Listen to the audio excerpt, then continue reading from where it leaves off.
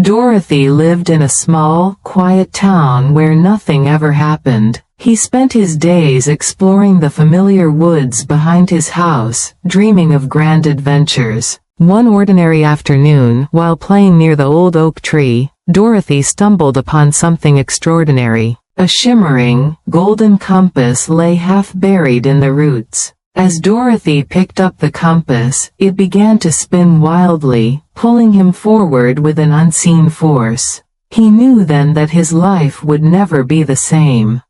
The compass led Dorothy through the woods, past rushing rivers and towering cliffs. He felt a thrill of excitement mixed with a hint of fear. Suddenly, the trees opened into a vast, open field filled with strange, glowing plants. Dorothy realized the compass had led him to a hidden world. Dorothy's first trial was crossing the Whispering Plains, where the wind carried illusions designed to trick him. He had to focus on the true path ahead.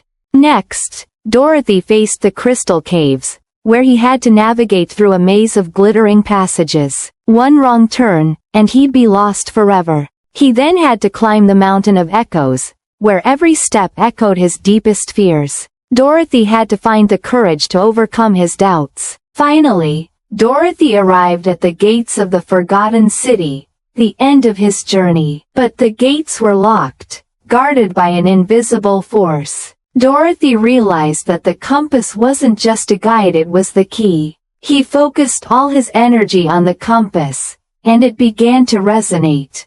The gates swung open, revealing the Forgotten City, a place of incredible beauty and ancient secrets. Dorothy stepped inside, ready to face his destiny. In the heart of the city, Dorothy found a hidden chamber, where an ancient prophecy was written on the walls. It spoke of a hero who would restore balance to the land. But to fulfill the prophecy, Dorothy had to face his greatest fear, the Shadow Beast. A creature born from the land's darkness. Dorothy knew he couldn't defeat the Shadow Beast with force alone.